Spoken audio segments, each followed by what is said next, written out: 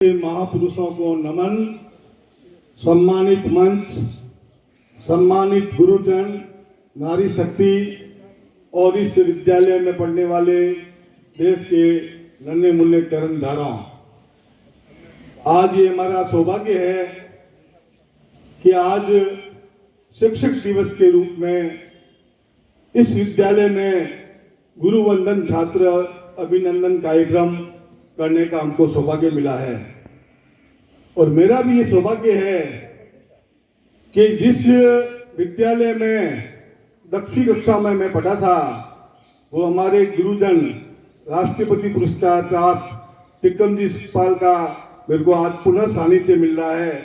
मैंने उनके यहाँ से पढ़ा था और मुझे आज तक याद है कि जब 10वीं में वहाँ संसद बनी थी, उस संसद में मुझे अध्यक्ष चुना गया था और अनुशासन के क्षेत्र में आपके हाथों से मेरा मान सम्मान और मुझे इनाम से नवाजा गया था।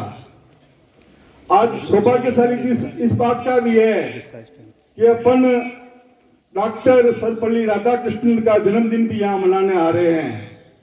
तो मेरा ये कर्तव्य रहेगा कि मैं आपके लोगों के बारे में गुरुवंदन के विषय पर आऊं, उससे पहले गुरु डॉक्टर जी के जीवन के बारे में बहुत ही संक्षिप्त में कुछ बातें बताना चाहूंगा। डॉक्टर सर्वपल्ली राधाकृष्णन का जन्म 5 सितंबर 1888 को तमिलनाडु के गांव तिरुमली में हुआ था। एक ब्राह्मण पिता के यहाँ उनका जन्म हुआ था। ब्राह्मण पिता निर्धन अवश्य थे, किंतु बहुत ही विद्वान थे। स्कूल की शिक्षा वहां प्राप्त करने के बाद उनकी शिक्षा किचन मिशनरी संस्था में भी वो बहुमुखी प्रतिमा के धनी थे। उन्होंने इतनी डिग्रियां प्राप्त की, उसकी एक लिस्ट भी बन जाए तो कम पड़ेगी। विवेकानंद और सावरकर को वे अपना आदर्श मानते थे। धीरे धीरे उनकी शिक्षा बढ़ती है, उप कुलपति बनते हैं, इलाहाबाद भी जाते हैं, लेकिन उनकी कहते हैं कि बुद्धि के पांव छाने ही रहते हैं। तो जवाहरलाल नेहरू जी ने उनकी योग्यता को पहचाना। 1947 से 1949 के बीच में संविधान सभा के निर्माण में वो सदस्य के रूप में काम किए। फिर उनको सोवियत के संघ में, रूस में उनको राजदूत बनाकर भेजा गया। वहां पर उस समय स्टालिन से उनकी मात्र 2 या 3 मिनट की मुलाकात निर्धारित की थी, लेकिन जैसे ही वो उनसे मुलाकात करते हैं, उनके दर्शन से, धर्म के विचारों से वो इतने प्रभावित होते हैं कि वो मुलाकात 3 मिनट की जगह 3 घंटे तक चलती है। इस प्रकार का एक बहुमुखी प्रतिमा के धनी थे डॉक्टर सर्वपल्ली राधाकृष्णन। 13 मई 1952 से लेकर 13 मई 1962 तक भारत के उपराष्ट्रपति रहे।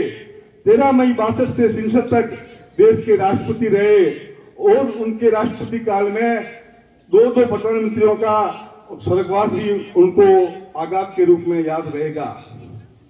1954 को आपको भारत रत्न उपाधि से नवाजा गया और 5 सितंबर 1962 को आपके इस जन्म को शिक्षक दिवस के रूप में आज मनाते हैं।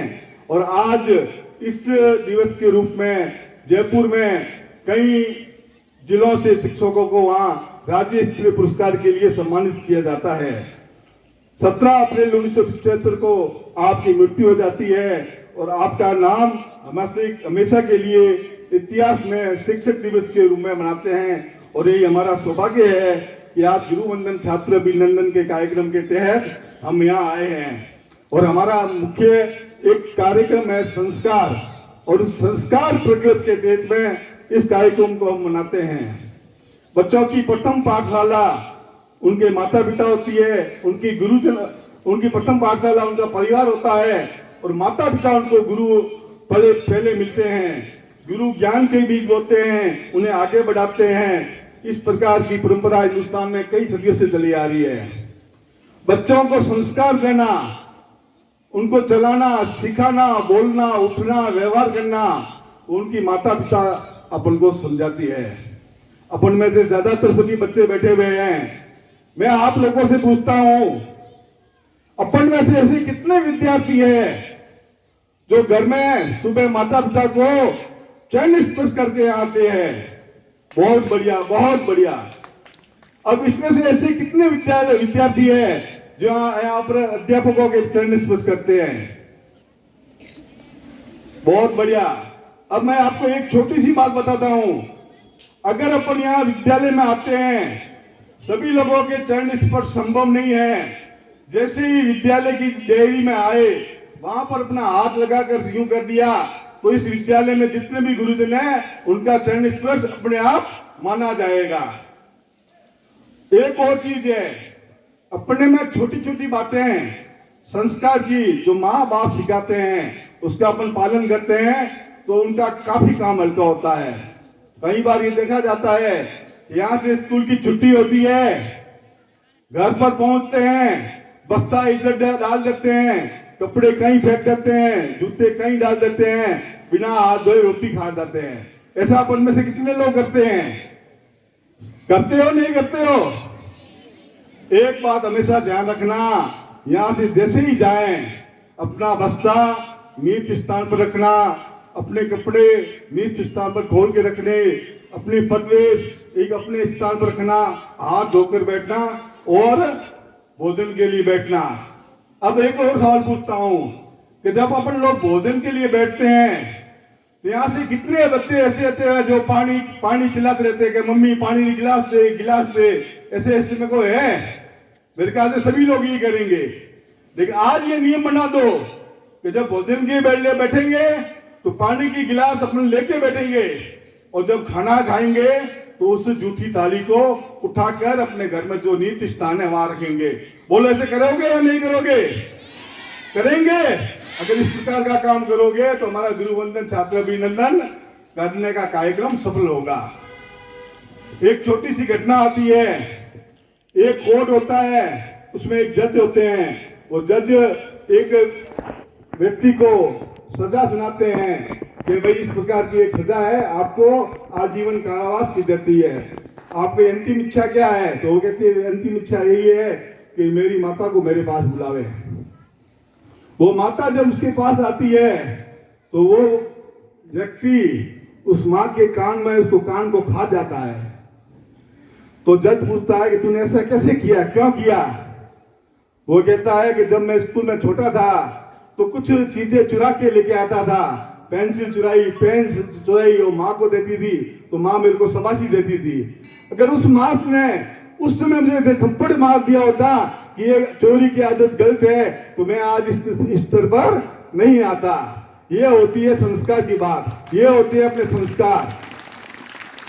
दूसरी बात, संसार में माता पिता और गुरुजन तीनों ही ऐसे हैं जो अपने बच्चों को, अपने शिष्यों को हमेशा आगे बढ़ने के लिए देखते रहते हैं। वो एक स्थान पर खड़े रह जाएंगे, एक विद्यालय में 20 साल पढ़ाएंगे, लेकिन अपने शिष्य को IAS, RAS, पुलिस अफसर, व्यापारी, जिस क्षेत्र में जाना चाहते हैं उसको आगे बढ़ाने का काम करते हैं। अपने में से ऐसा अपना भाई बहन रिश्तेदार वो नहीं चाहेगा कि अपना आगे बढ़े, लेकिन ये तीनों चाहते हैं कि अपन आगे बढ़े। इस देश में गुरु शिष्य परंपरा बहुत उत्कूल की रही है, इस प्रकार की व्यवस्था रही है, इस प्रकार की संस्कार गुरु ने दिए हैं कि शिष्य के सामने ये प्रश्न आता है कि अगर भगवान और गुरु दोनों खड़े हो जाते हैं ना तो शिष्य के सामने समस्या आती है कि मैं पहले किसको प्रणाम करूं। तब वो कहते हैं कि गुरु गोविंद दो खड़े काके लागू पाए, बलिहारी गुरुदेव आपकी कि गोविंद दियो बताए। कि गुरुदेव आपके कारण मुझे भगवान के दर्शन हुए हैं, इसलिए मैं गुरु को सबसे पहले प्रणाम करता हूं। कबीरदास जी एक और कहते हैं कि हरीर उठे गुरु ठोर है, हरीर उठे गुरु ठोर है, गुरु रूठे नहीं ठोर। अर्थात अगर भगवान भी नाराज हो जाता है तो गुरु की शरण पकड़ लो, वो आपको भगवान को प्रश्न करने का रास्ता मिला देते हैं। लेकिन अगर गुरु नाराज हो गया तो आपको कोई शरण देने वाला नहीं है। ये होती है गुरु महिमा, गुरु परंपरा। सतगुरु की महिमा अनंत, अनंत किया उपकार, इस प्रकार की गुरु परंपरा यहाँ चलती है। यहाँ पर विशिष्ट राम, संदीपनी, कृष्ण, समर्थ गुरु रामदास, शिवाजी, विवेकानंद, दयानंद सरस्वती, न जाने कितने कितने गुरु यहाँ पैदा हुए हैं और कैसे कैसे इन्होंने शिष्य भी पैदा किए हैं। एक छोटी उदाहरण बात कहकर मैं अपनी बात को समाप्त करने का प्रयास करूंगा कि गुरु को अपन में क्या कहा है कि गुरु ब्रह्मा, गुरु विष्णु, गुरु देवो महेश्वरम, गुरु साक्षात परम ब्रह्म, तस्मै श्री गुरु नमः। गुरु पालक जन्म भी देता है, पालन भी करता है और नाश भी करता है। नाश क्या करता है? अभिमान, घमंड, अहंकार। एक समय की बात है, एक किले के ऊपर शिवाजी महाराज, उनके गुरु समदगुरु रामदास और बाकी वाले कई सेना के लोग काम कर रहे थे। तो शिवाजी वहां घूमते घूमते देखते हैं, उनके मन में ये भाव आता है, अहंकार आता है कि इतने सारे लोगों को मैं शिक्षा दे रहा हूं, मैं उनको भिक्षा दे रहा हूं, मैं उनको रोजगार दे रहा हूं, मैं उनको रोटी दे रहा हूं। इस प्रकार का भाव गुरु के मन में देखते हैं। गुरु समझ जाते हैं कि शिवाजी के मन में अहंकार आ जाता है। वो शिवा को कहते हैं कि शिवा, ये पत्थर, ये जो बालू है, इसके ढेर को तुम एक बार तोड़ तो श्री। शिवाजी उस बालू के ढेर को तोड़ता है, उसमें एक मेंढक निकलता है। समदगुरु रामदास कहते हैं कि इस मेंढक को जल किसने दिया, ऑक्सीजन किसने दी, वायु किसने दी, जो आज तक जीवित है। तो शिवाजी को पता पड़ता है कि करने वाला तो वो परम दाता है।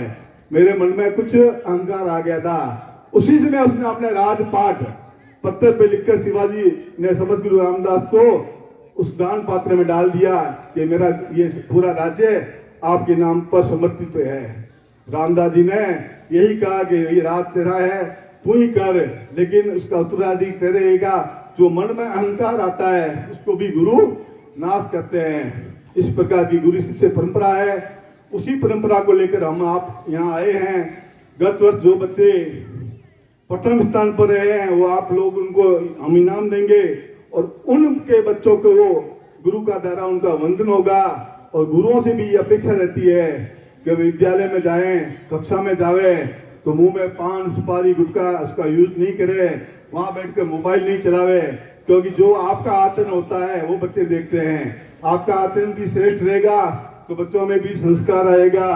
अंत में अपनी बात यही कहकर विराम करता हूँ कि चाहे लाखों आंधियां आए, हजारों बर्फ गिरे, वे फूल जिनको खिलना होता है वो चट्टानों पर भी खिल जाता है। जय हिंद, जय भारत।